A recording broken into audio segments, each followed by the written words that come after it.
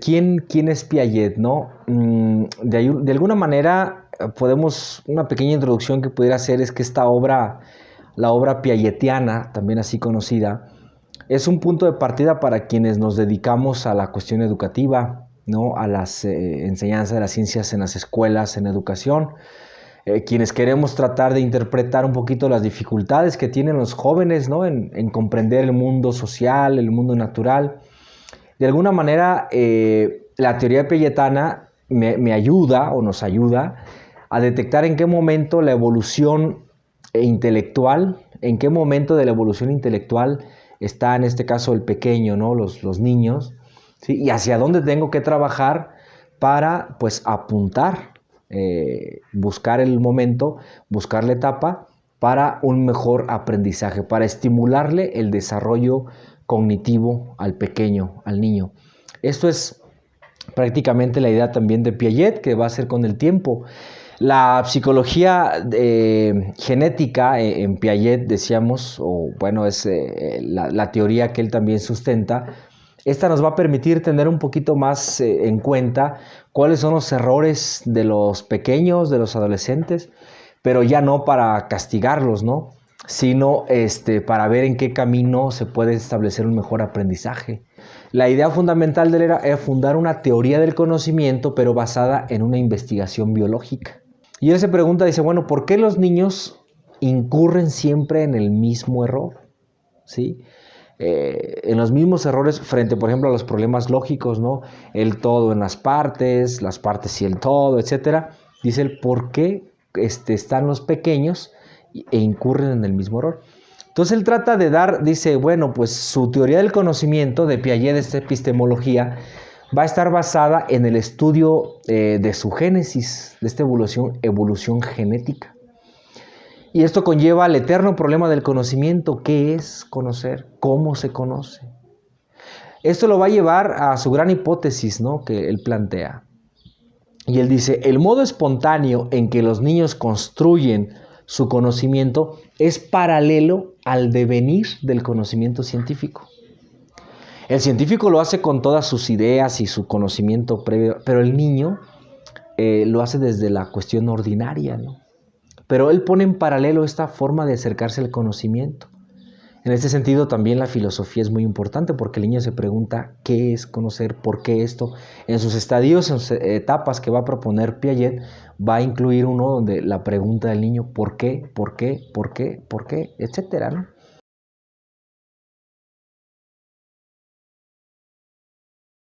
Es clave en el proceso de la enseñanza-aprendizaje del niño, ¿no?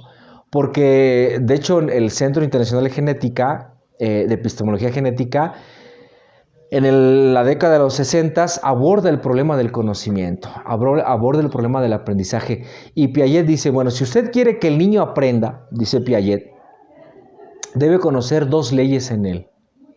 Primera, que el niño, fíjense bien, es propietario, aunque no sepa, dice Piaget, de una lógica anterior a su paso por la escuela. Fíjense qué interesante en la epistemología, versus otros autores, ¿no? Entonces, esa es una de las primeras leyes. Una segunda ley es que ustedes tienen que estar muy, muy conscientes de que el nivel de organización de su pensamiento está regulado del niño por leyes que determinarán cómo y cuándo va a proceder en su conocimiento. Esto incluso contra el empirismo, porque el empirismo primero de alguna manera tenía la experiencia y después adquirir. Dice Piaget, hay ciertas estructuras, el nivel de organización del pensamiento del niño ya está regulado por ciertas leyes que van a determinar cómo, cuánto y cuándo va a aprender. Bueno, el aprendizaje, dice el constructivismo, es un proceso de construcción. ¿Sí? El sujeto que aprende no se limita a recibir estímulos y a procesarlos o simplemente a reaccionar automáticamente frente a ellos. Por el contrario, él pone en marcha, el individuo, lo aprendido y produce intercambios en el objeto a conocer. Esto es el constructivismo en la educación, ¿sí? O sea, aprender activamente. Para Piaget, el hombre es un ser con la capacidad de ir construyéndose a sí mismo. ¿sí? Piaget lee a Freud, lee a los grandes existencialistas, lee a muchos autores, pero él dice, el hombre es capaz de construirse a sí mismo. Entonces también es capaz de construir el conocimiento. Por eso a la psicología genética, a él se le conoce como el padre de la psicología genética, le interesa la construcción, ¿no? Que desde el nacimiento hasta la adolescencia, pues el sujeto la va realizando en su comprensión de todo el mundo. Por eso el conocimiento nunca es copia de la realidad, sino es una constante construcción. Ojo con lo que propone Piaget, fíjate, el conocimiento nunca es copia de la realidad, sino es siempre una construcción.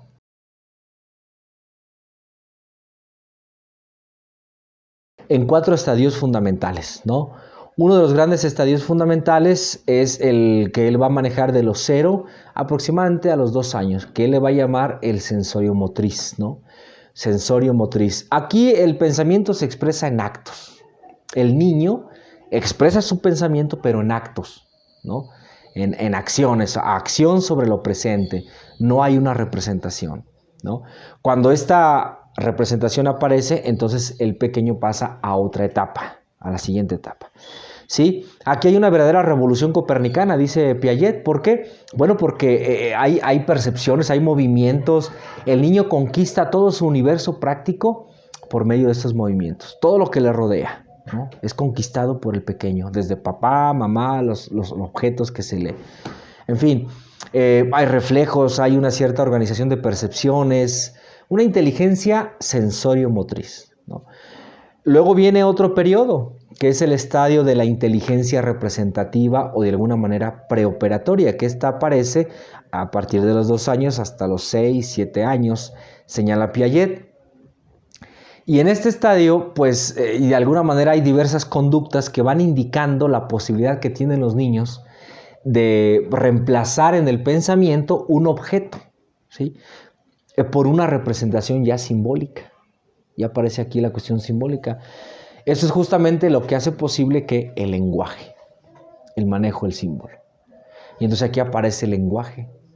Y hay toda una serie también de posibilidades en esta etapa, en donde el pequeño pues ya empieza a balbucear, empieza a tener un uso del lenguaje, pero aquí hay toda también un elemento simbólico, ya aparece la cuestión simbólica en él y empieza a establecer los lineamientos con el lenguaje. Entonces ya va a comunicar, ya no solo como en la anterior, se adueñaba de todo su universo práctico por movimientos, por etcétera, sino aquí ya es a partir del uso del lenguaje y otros elementos, ¿no? En la siguiente etapa, o el siguiente estadio, que se da entre los 6, 7 años hasta los más o menos a los 10, 11 años, ¿no? Y en esta etapa o en este periodo, aquí ya aparecen las operaciones mentales, ya otorgan a este periodo unas posibilidades ya muy grandes, una gama ya muy grande de desarrollo cognitivo, ¿verdad? El niño ya es capaz de operar con los sistemas simbólicos del lenguaje, ya puede hablar, el uso de la gramática, etcétera, etcétera, ¿no? Las matemáticas. O sea, esto despierta toda una revolución también en el pequeño, porque ya es una etapa de alguna manera llamada así de las operaciones concretas. Ya hay unas operaciones concretas. Entonces, ya lo libera del mundo todo esto de los objetos percibidos y lo lanza a algunas acciones ya sobre los objetos, ¿no? Entonces, esta etapa también del pequeño. Y bueno, finalmente, el estadio ya de las operaciones formales, ¿no? Ya unas operaciones formales, en esta etapa el niño ya se desprende de todos los datos inmediatos y puede razonar no solo sobre lo real, sino también sobre todas las posibilidades, ¿no? Todo lo posible en el conocimiento, en su alcance, etcétera, etcétera. Miles de formas, de maneras, etcétera, para que, digamos, no solo en filosofía decimos, no solo ya las cuestiones del acto, sino en toda la potencia, ¿no? Toda la posibilidad que pueden llegar a ser las cosas, la naturaleza, etcétera, etcétera, la misma conducta, el aprendizaje. Todo esto aquí aparece, pues ya se puede expresar un pensamiento más formal, como lo indica la etapa, en lenguaje, en palabras, en números, en símbolos gráficos, en mil maneras, ¿no? de expresarse. Y ya digamos que este nuevo poder de la expresión, de la reflexión, ya implica un equilibrio mayor ya en el pensamiento más concreto del niño, ¿no? y aquí ya pues toda la cuestión de los porqués, ¿no? Aquí salen, ¿no? También los porqués esto, por qué, etcétera. Y bueno, se da la idea de que incluye pues las construcciones del momento anterior al mismo tiempo el que está viviendo, ¿no?